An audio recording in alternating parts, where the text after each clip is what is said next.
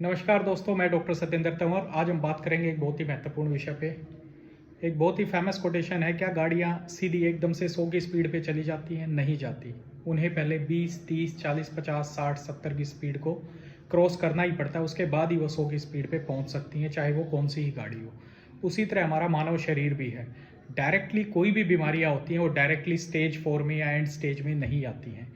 वो स्टेजेस को फॉलो ही करते हैं, stage 1, stage 2, stage 3, stage 4, stage 5 या फिर एंड स्टेज जो भी हम बोलते हैं बीमारियों की, उनको फॉलो करती ही हैं। उसी तरह हमारे मानव शरीर में किसी भी तरह का हो, वो चाहे किसी भी एज ग्रुप का हो, सभी में ये स्टेजिंग सिस्टम फॉलो ही होता है। वो कोई भी बीमारी हो सकती है, आपकी कोई गुदमार की बीमारी हो सकती है जिसमें grade 1, grade 2, grade 3, grade 4 hemorrhoids हो सकता है, किडनी की बीमारी हो सकती है, stage 1, stage 2, stage 3, stage 4, stage 5 हो सकती है, जिसको हम एंड स्टेज रीनल डिजीज़ भी बोलते हैं। ऐसे ही कोई कैंसर की बीमारी हो सकती है जिसमें स्टेज 1, स्टेज 2, स्टेज 3, स्टेज 4 जिसको मेटास्टेसिस बोलते हैं, वो हो सकती हैं। तो इसमें ज़रूरी हमें क्या समझना है? इसमें ज़रूरी हमें समझना है लक्षणों को। डिफरेंट स्टेज पे लक्षणों को समझना है। इस सीरीज़ में आज हम बात करेंगे गुदमार्ग की बीमारियों की। गुदमार्ग की जो बीमारियां हैं, स्पेशली जिसको हम बोलते हैं बवासीर। बवासीर का नाम आता है, गुदमार्ग की कोई भी बीमारी हो, गुदमार्ग की वो कोई भी किसी भी प्रकार का फिशर हो सकता है, बवासीर हो सकती है, भगंदर हो सकता है, या फिर कोई पाइलोनिडल साइनस हो सकता है, या फिर कोई और मैलिग्नेंसी हो सकता है, कोई ट्यूमर हो सकता है, या फिर कोई अल्सरेटिव कोलाइटिस हो सकती है। एन नंबर ऑफ बीमारियां हैं, लेकिन गुदमार्ग की जब बीमारी का नाम आता है तो हमारे दिमाग में एक बीमारी आती है, बवासीर। बवासीर तो बवासीर एक ऐसी बीमारी है जिसको हम बिल्कुल डाइटरी मॉडिफिकेशन से, यानी खान पान में चेंज करके, सेकंड खान पान प्लस दवाइयों से चेंज करके, थर्ड स्टेज कई बार हम खान पान, दवाइयाँ या फिर कुछ हमें लोकल एप्लीकेशन दवाइयाँ भी यूज़ करनी पड़ती हैं जिससे वो ठीक हो जाता है। लेकिन कई बार ये ऐसी स्टेज में पहुंच जाता है, इरिवर्सिबल स्टेज में, जहाँ पे मरीज को ऑपरेशन ही करवाना पड़ता है। तो हमें इन्हें समझने की ज़रूरत है कि किस स्टेज में किस बीमारी को पकड़ा जाए, ताकि हम बिना ऑपरेशन करवाएं इस बीमारी से बच सकें। क्योंकि ऑपरेशन, आप समझते हैं, ऑपरेशन के अपने फ़ायदे नुकसान होते हैं। ऑपरेशन करवाने से पहले कई चीज़ें ध्यान में रखनी पड़ती हैं। फाइनेंशियल चीज़ें होगी, या फिर कॉस्मेटिक अपीयरेंस होगी, या और भी कई चीज़ें हैं जिनको हमें ध्यान में रखना पड़ता है।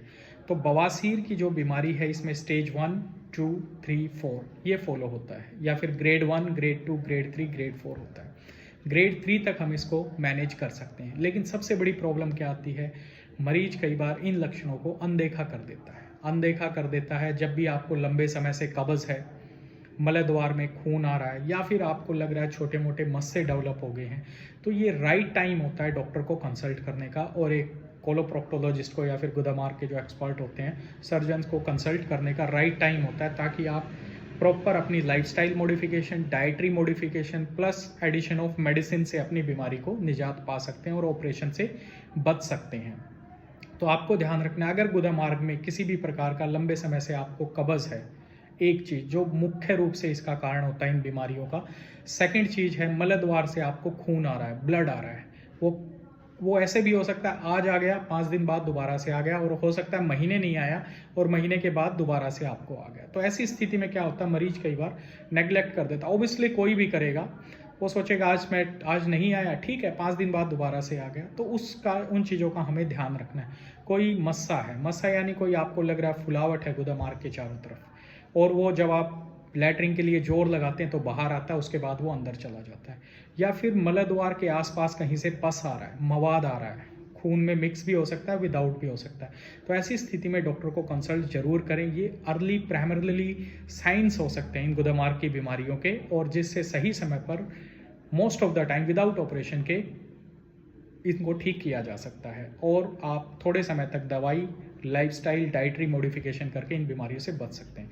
अगर आपको गुदमार्ग की किसी भी प्रकार की बीमारियां हैं, ये लक्षण हैं, लंबे समय से कब्ज़ रहना, मवाद आना, ब्लड आना, लैटरिन का इम्प्रॉपर, पेनफुल होना, पेनफुल स्ट्रेनिंग होना, बहुत तेज़ दर्द होना, दर्द के साथ ब्लड आना, या विदाउट ब्लड दर्द हो रहा है, तो ये सारे लक्षण हो सकते हैं गुदमार्ग की बीमारियों में। इसमें अगर आपको सिर्फ ब्लड आ रहा है तो ये बवासीर हो सकती है, बहुत तेज़ दर्द हो रहा है तो ये फिशर हो सकता है, मवाद आ रहा है तो ये फिस्टुला हो सकता है। अगर ब्लड आ रहा है, वेट लॉस है, लंबे समय से उम्र आपकी 50-60 से ऊपर है, तो ये मैलिग्नेंसी के लक्षण भी हो सकते हैं, जिनके लिए फर्दर इन्वेस्टिगेशन की ज़रूरत पड़ती है।